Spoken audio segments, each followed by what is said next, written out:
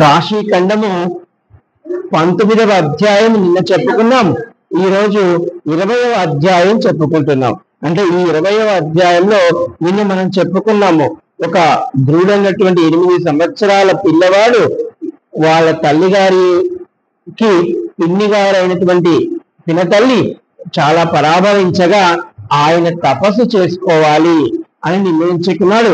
8 సంవత్సరాల ఉన్నటువంటి ఒక పిల్లవాడు, ఆ పిల్లవాడి పేరు ధ్రువుడు. అయితే ఆ పిల్లవాడు అమ్మ దగ్గరికి వెళ్ళాడు. అమ్మ, ఈ విధంగా పినతల్లి నన్ను చాలా దుర్భాషలాడింది, ఇది నిజమేనా అని అడిగాడు. అడిగినప్పుడు ఆ తల్లి కూడా నిజమే అన్నట్టుగా మనం ఏమన్నా పూర్వ జన్మలో లేదా ఈ జన్మలో మంచి పుణ్య కార్యములు చేయలేదేమో, అందుకే మనకి ఈ రోజు ఈశ్వరుడు ఇబ్బంది కలిగిస్తున్నారు అని ఆమె పుణ్యకార్యముల జాబితా చెప్పింది. అన్ని విన్నాడు ఈ యొక్క ధ్రువుడు. 8 సంవత్సరాల ధ్రువుడు అమ్మకి ధైర్యం చెప్పాడు. అమ్మ, మీరు ధైర్యపడండి, మీరు నాకు తపస్సుకి అనుమతినివ్వండి, నేను తపస్సు చేసుకోవడానికి వెళ్తాను, తపస్సు నుంచి తిరిగి వస్తాను, కాబట్టి నేను తిరిగి వచ్చేంత వరకు మీరు సంపూర్ణ ఆరోగ్యంతో సంతోషంగా ఉండండి, నేను వస్తాను అని ధైర్యం చెప్పాడు పిల్లవాడు. ఇక పిల్లవాడిని కాదనలేక ఇక్కడ ఉంటే మళ్ళా ఇంకెన్ని అవమానాలు మీరు ఎదుర్కోవాల్సి వస్తుందో అనుకున్నది. ఇది ఏమో ఈశ్వర నిర్ణయం ఎలా ఉంటే అంటే మనము పురుష ప్రయత్నముగా కొంత ప్రయత్నించాలి, కానీ ప్రయత్నించకుండా ఉండడం లోపం. మళ్ళా పురుష ప్రయత్నంగా మనం ప్రయత్నించాలి, చివరికి ఈశ్వరుని నిర్ణయం ఎలా ఉంటే అలా అవుతుంది అని అనుకోవాలి. అంటే భగవద్గీతలో కూడా అదే చెప్తాడు శ్రీకృష్ణ పరమాత్మ. ఏమంటారంటే, మీ ముందు ఒక కార్యం చేయవలసిన పని ఉందనుకోండి, మీరు దాని లాభ నష్టాల గురించి ఆలోచించవద్దు. దీనివల్ల నీకు పుణ్యం వస్తుందా నష్టమా అంటే కొంత మేరకు ఆలోచించాలి. సంపూర్ణంగా ఆలోచించి ఇది నష్టం వస్తుందేమో అని వదిలేయకూడదు. ఈశ్వరి దయని, ఈశ్వరుడి మీద భారం వేస్తే కొన్ని పనులు చేయాలి. అంటే కొన్ని పనులు వేరే, కొన్ని పనులు మనం చేయాలి, మంచి పనులు మాత్రం చేయాలి. ఈ పిల్లవాడు పోతానని తపస్సుకే కదా, ఏమో వీడికి ఇంత బుద్ధి పుట్టి ఇంత వయసులో ఇలా వెళుతానంటే ఈశ్వరుడు ఏమి ఇస్తాను అనుకుంటున్నాడు. అంటే ఒక్కొక్కసారి మనం ధైర్యంగా పలికే పలుకులే మహాసంకల్పం అవుతాయి. అలా ఈ పిల్లవాడు బయలుదేరాడు. ఈ పిల్లవాడు అలా అడవిలోకి బయలుదేరాడు. అడవిలోకి వెళ్ళగా ఒక మంచి అడవిలోకి వెళ్ళి కూర్చున్నాడు. కూర్చొని తపస్సు చేయడం మొదలు పెట్టాడు. అయితే పిల్లవాడు చిన్నవాడు తపస్సు మొదలు పెట్టాడు. కానీ అక్కడ 1 కాదు 2 కాదు ఎన్నో ఆటంకములు మొదలైనవి. ఆటంకములు అనగానే ఆ పిల్లవాడికి మొత్తం బీభత్సకరమైనటువంటి చీకటి ఆవరించింది. అంటే ఇంకా అక్కడ ఉన్నటువంటి ఆ అడవి, అంటే మనకు కూడా ఒక్కొక్కసారి మంచి గాలి వాన తుఫాను వస్తుంది అనుకోండి, ఉన్నటువంటి మొత్తం మేఘాలు ఆవృతమయ్యి నల్లగా మబ్బేసేస్తుంది. అలా ఆ పిల్లవాడికి అలా అయిపోయింది. పిల్లవాడు భయపడి కళ్ళు గట్టిగా మూసేస్తున్నాడు. మనం కూడా ఆ పని చేస్తుంటాం చిన్నప్పుడు. ఎప్పుడన్నా మనకి సినిమాల్లో కానీ నచ్చనేస్తున్నాం అనుకోండి, పక్కన కళ్ళు మూసేస్తుందా, ఆ సీన్ అయిపోయా కళ్ళు వేద్దామని. అర్థమవుతుందా? అయితే ఇది ఒకటి, మనం మంచి రూపాన్ని చూసినప్పుడు కళ్ళు మూసుకోవాలి. అంటే మీరు కాశీ విశ్వనాథుడి దర్శనానికి వెళ్ళినప్పుడు, లేదా ఇంకెవరైనా గొప్ప దర్శనానికి విజయవాడ కనకదుర్గమ్మ దగ్గరికి వెళ్ళినప్పుడు, లేదా తిరుమల శ్రీనివాసుడి దగ్గరికి వెళ్ళాలంటే ముందు 1-2 సెకండ్లు కన్నీ తీరా ఆ యొక్క మూర్తిని చూడాలి. ఆ మూర్తిని చూసి మళ్ళా మీరు కళ్ళు మూసుకుంటే ఆ మూర్తి కనబడుతుందా లేదా గమనించాలి. అప్పుడే చేయాలి. ఆ మూర్తి మీకు కనబడుతుంది అంటే మీరు దేవుడికి దగ్గరగా ఉన్నారని అర్థం, మీరు చాలా ధర్మంగా ఉన్నారని అర్థం, మీ యొక్క కర్మలో దోషాలు చాలా తగ్గాయని అర్థం. అంటే మీరు వెళ్ళిన వెంటనే 1 నిమిషం ఇప్పుడు విశ్వనాథుడికి ఎవరో నేతితో అభిషేకం చేస్తున్నాడు, రవ్వలాగా గుల్లలుగా ఈ యొక్క ఈశ్వరుడికి అభిషేకం జరుగుతుంది. మీరు అలా చూశారు. నేను ఇంటికి పోయాక ధ్యానంలో ఈయన ధ్యానించాలి అనుకుని మళ్ళా మీరు 1 నిమిషం మూసుకున్నప్పుడు అక్కడ అలాగే అది కనబడాలి. ఇది 3వ నేత్రంతో చూడాలి. దీన్ని ఇలా మనం చేయగలిగితే మనం భగవంతుడికి, ప్రకృతికి, ధర్మానికి దగ్గరగా పోతూ ఉన్నామని అర్థం. అయితే ఈ పిల్లవాడు కూడా పాపం కళ్ళు మూసుకునేశాడు. ఈ పిల్లవాడు ఎప్పుడైతే కళ్ళు మూసుకున్నాడో అప్పుడు ఆ పిల్లవాడు కొంచెం సమయం తర్వాత కళ్ళు తెరిచే ప్రయత్నం చేశాడు. ఆ పిల్లవాడి ఎదురుగా ఒక 7 బ్రాహ్మణ వేషాలలో బాగా చక్కగా పట్టు పంచలు కట్టుకున్నారు, చక్కగా పీతాంబరాలు వేసుకున్నారు. చూడ్డానికి చాలా గొప్ప వ్యక్తులులాగా ఒక 7 ఋషులు కనపడ్డారు ఈ పిల్లవాడు చూశాడు అంటే వాళ్ళ ఆకారం చూసినంత మాత్రమే మనసులో ప్రశాంతత కలిగింది. మనం కూడా చూడండి, పిల్లలు దారిలో గమనించారో లేదో, ఎవరో పిల్లలు ఎక్కడో పోతుంటారు, ఒక కుక్క వాడిని గట్టిగా కరుస్తుంది అనుకోండి, అప్పుడు ఎవరో తెలియని వాళ్ళు పోతుంటే అంటే ఒక్కరు మమ్మల్ని అక్కడి దాకా దార్చండి, అప్పుడు వాడు మన చేయి పట్టుకోవడానికి నిజంగా వాడు మన బిడ్డేమో అన్నట్టుగా పట్టుకుంటాడు వాడు. అట్లా అంటే ఇక్కడ ఏమైంది, అక్కడ ఆపదని దాటించగలరు వీళ్ళు అని వీళ్ళు నమ్మారు, అందుకని మన చేయి గట్టిగా పట్టుకుంటారు.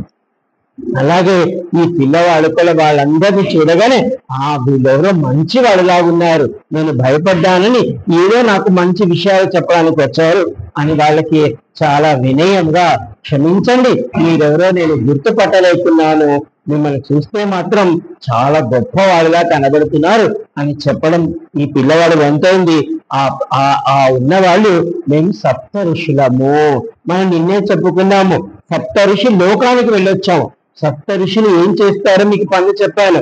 వాళ్ళు ధర్మాన్ని నిలబెట్టగలరు, భగవంతుడిని అవతార పురుషులుగా పెంచగలరు, అంటే ధర్మం కోసం ఎన్నో పనులు చేయగలరు, గృహస్థ ఆశ్రమాన్ని తీసుకోగలరు.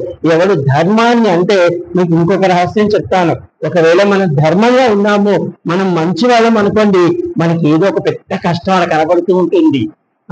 మనం రేపు ఎవరికో వాళ్ళకి ఒక 50,000 ఇవ్వాలనుకున్నాం, ఒక కష్టం ఏర్పడింది, కానీ మన మనసుకి ఏం పర్లేదు, రేపటి కదా విశ్వ ఏదో ఒక ఇస్తాడు, భయపడని అవసరం లేదు అని ధైర్యం ఉంటుంది మన లోపల.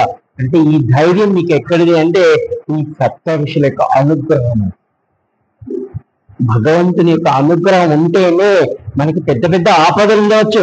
లేకపోతే పాపం కొంతమంది పెద్దవాళ్ళు వీళ్ళు వచ్చేసారు, వీళ్ళకి అక్కడే 4 పిల్లలు వదిలేసుకుని నేను కాశీ వెళ్ళిపోతాను, కాశీలో ఉంటాను, ఎక్కడుంటానో రూమ్ ఉందా లేదా, అక్కడ నాకు తెలిసిన వాళ్ళు తెలియని వాళ్ళు అవన్నీ లేదు, వెళ్ళిపోతాను ఒక ట్రైన్ ఎక్కి, అక్కడ ఎవరో ఉన్నారు చూసుకుంటాను.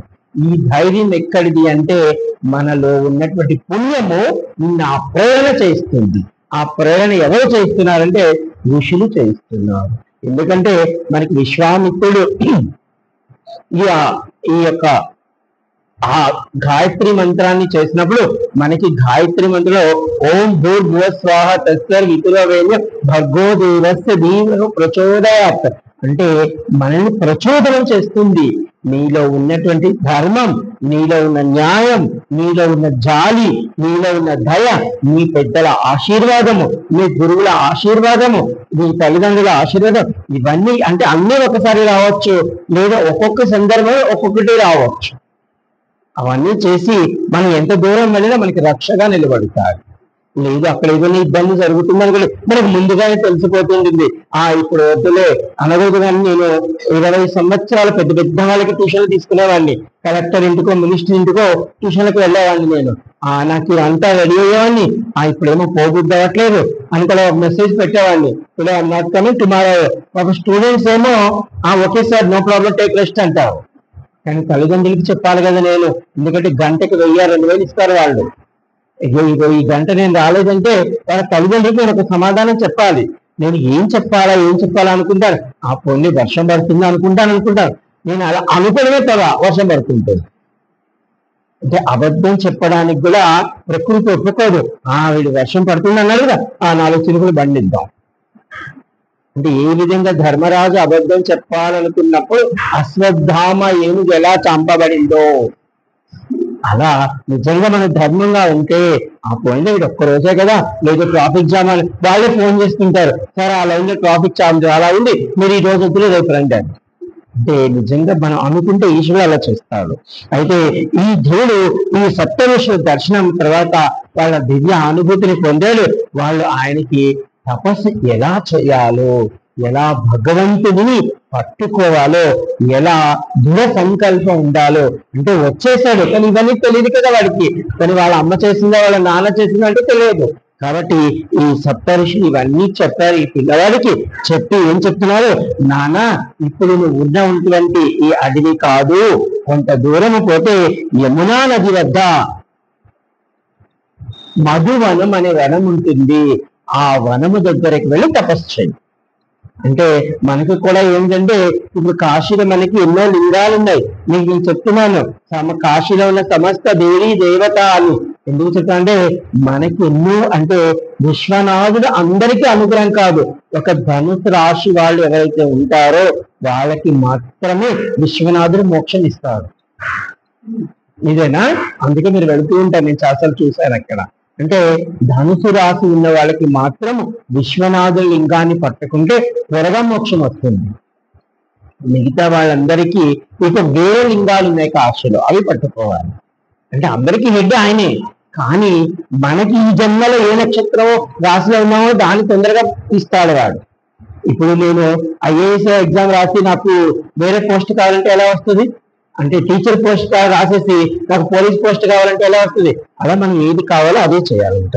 అయితే ఈ మధువనానికి వెళ్ళిన ఆయన చెప్తున్నాడు ఏమంటే, ఈ మధువనము విష్ణు తపస్సు చేసిన ప్రదేశము. పూర్వము విష్ణు భగవానుడు ఇక్కడ తపస్సు చేశాడు కాబట్టి ఆ శక్తి తరంగాలు అక్కడ ఉంటాయి. అంటే ఈ మధువనం విష్ణు తపస్సు చేసిన ప్రదేశము. పాపాత్ములైన జీవులు కూడా ఆ పవిత్ర ప్రదేశము చేరుకున్నాక వాడు పాపాలన్నీ భస్మైపోతాయి. అంటే చూడండి, అక్కడికి వెళ్ళినంత మాత్రాన వాడి పాపాత్ములు కూడా, ఇది గొప్ప లక్షణం. ఎందుకంటే అక్కడికి వెళ్ళేటువంటి అవకాశం వాడికి దొరకాలి, వాడు వెళ్ళాలి, వాడి ప్రార్థన బాగుంటే వెళ్తాడు. ఇది అన్నమాట. అలాగే క్షమించాలి. ఒక్క సెకండ్ ఆపునండి.